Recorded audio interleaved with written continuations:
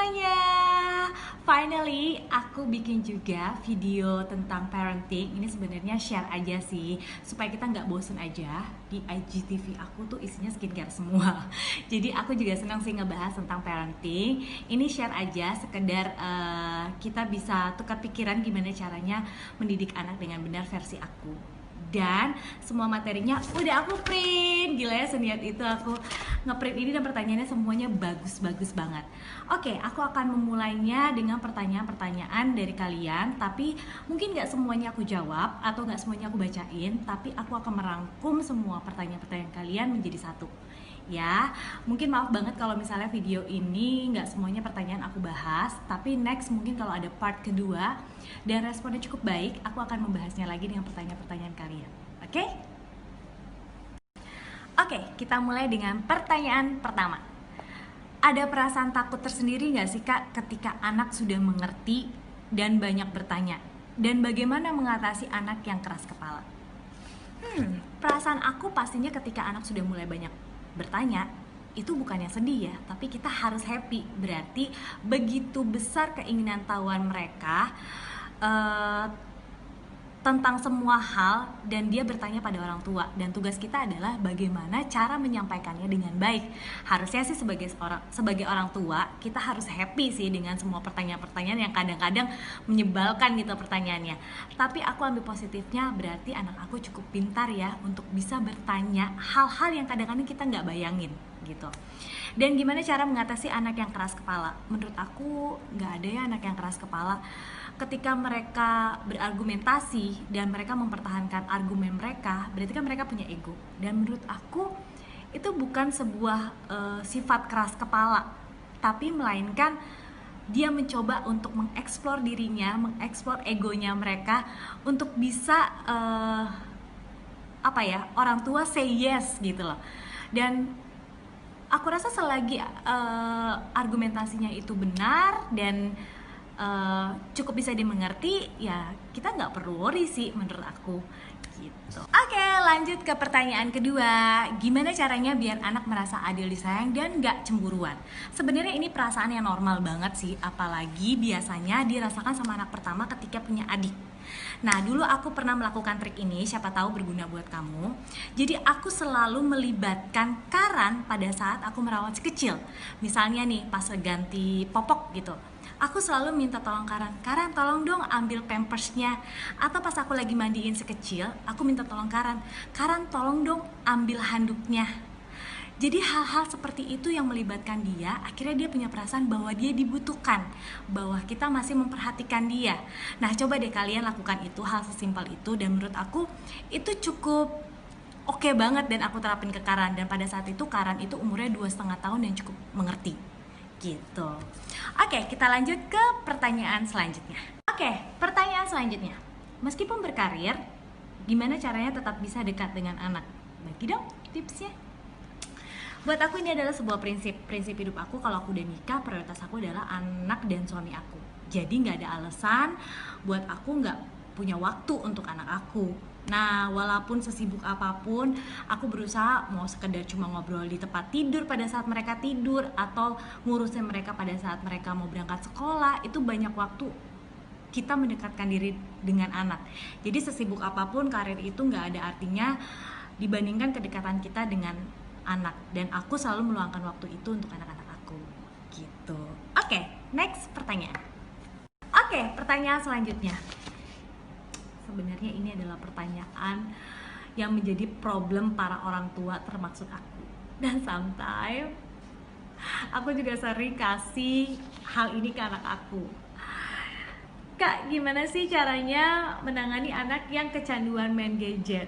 Nah, ini sebenarnya problem aku juga sih. Kadang-kadang aku suka kasih anak aku main gadget supaya diem gitu loh. Cuma aku sangat kebantu banget sama suami aku yang super disiplin soal ini. Ya, dia tuh sangat-sangat saklek banget, bahasanya kayak saklek, kayak cukup disiplin lah pokoknya untuk ngatasi masalah ini gitu. Aku dan suami selalu nggak pernah capek untuk kasih tahu mereka bagaimana efek negatifnya kalau mereka terlalu banyak main gadget. Dan kedua, selalu memberikan batasan waktu ke mereka untuk nonton YouTube, pegang handphone gitu loh. Biasanya tuh di weekend. Nah di weekend itu juga nggak setiap hari, maksudnya seharian gitu main gadget, enggak. Misalnya di hari Sabtu 1 jam, di hari Minggu 1 jam gitu. Jadi sebenarnya itu aja udah menjadi salah satu penanganan yang cukup baik buat mereka. Tidak melarang, karena tidak bisa dipungkiri bahwa anak-anak zaman sekarang itu sekolah juga udah menggunakan gadget gitu loh. Jadi kita tidak bisa 100% melarang mereka bermain gadget gitu. Cuma sebaiknya membatasi waktu mereka untuk main gadget gitu. Oke, next pertanyaan. Oke, selanjutnya, gimana sih Kak caranya supaya anak kita jadi pinter kayak Abang Karan? Gini, kalau dulu aku tuh tidak pernah memaksakan apa yang aku mau, tapi aku mengarahkan dan mensupport apa yang mereka mau dan apa yang mereka suka gitu loh. Kayak Karan kecil suka banget matematika dan Mandarin. Nah, aku selalu arahin dan selalu support dan tidak pernah memaksakan apa yang aku mau gitu loh. Karena aku melihat Karan itu dari kecil punya potensi akademik yang cukup baik. Jadi kita sebagai orang tua sebaiknya tidak pernah memaksakan apa yang kita inginkan, tapi kita mengarahkan dan mensupport apa yang mereka suka gitu. Oke, pertanyaan selanjutnya. Kak, punya waktu quality time gak sih bersama anak? Dan berapa lama? Nah, kalau kalian sering lihat Instagram aku, sering yang udah follower sama aku, pasti udah sering banget lihat aku suka dinner bareng sama anak-anak dan suami aku. Nah, itu adalah salah satu bentuk quality time aku bersama anak-anak dan suami.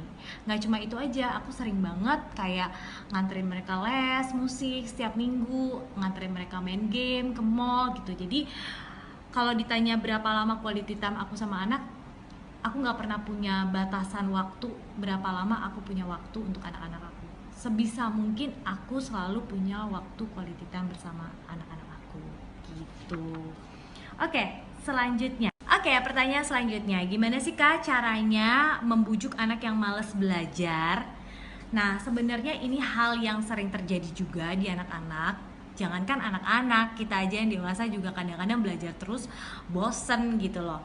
Tapi aku punya trik juga buat kalian yang ngalamin hal ini. Kalau aku menerapkan ke anak-anak adalah ketika aku mendampingi mereka dan mereka keluar momen bete dan boringnya, aku akan kasih waktu mereka untuk istirahat sekedar 5 menit, 10 menit untuk rest.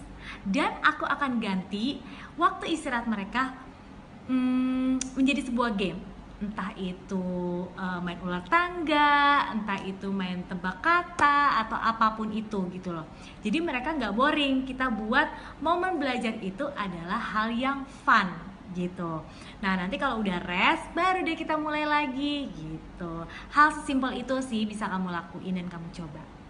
Pertanyaan selanjutnya, daily language. Nah, aku biasanya anak-anak aku itu punya 2 bahasa, yaitu bahasa Inggris dan juga bahasa Indonesia. Tapi kalau di sekolah mereka juga menggunakan bahasa Mandarin.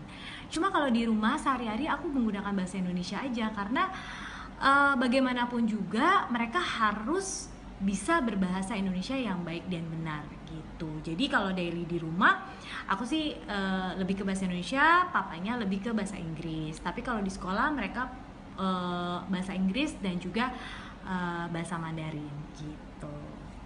Next pertanyaan. Pertanyaan selanjutnya, Kak, pernah nggak sih Karan dan Harnil nangis karena minta barang atau sesuatu? Ini kayaknya semua anak kayak gini deh, dan aku juga pernah ngerasain itu gitu loh. Tapi terutama sama Harnil. Kalau Karan itu udah cukup besar dan cukup mengerti banget. Kalau aku bilang no, ya dia oke, it's okay mami gitu. Tapi kalau Harnil, sampai bikin sakit kepala atau lagi ngerengek ya Kak.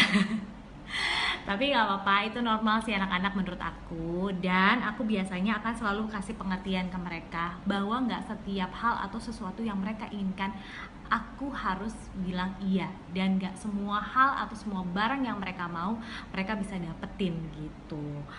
Itu sih, jadi sebenarnya gimana cara pendekatan kita untuk kasih tahu ke mereka gak semua hal harus diturutin gitu. Next pertanyaan. Hey guys, guys, thank you banget kalian udah nonton video ini. Tadi itu adalah pertanyaan terakhir. Mohon maaf banget aku nggak bisa bacain satu-satu pertanyaan kalian karena jujur aja pertanyaannya banyak banget. Dan kalau aku lanjutin di video ini akan panjang banget videonya. Aku usahain akan bikin part kedua. Tapi aku mau ngucapin terima kasih banyak buat kalian yang udah ikutan dan respon tentang parenting ini. Dan semoga video ini bisa memotivasi positif buat kalian. Aku juga sama-sama masih belajar menjadi seorang ibu yang baik, masih belajar cara mendidik anak yang baik. Mohon maaf sekali kalau mungkin cara mendidik anak versi aku belum sesuai yang kalian harapkan gitu. Tapi semoga video ini berdampak positif buat kalian.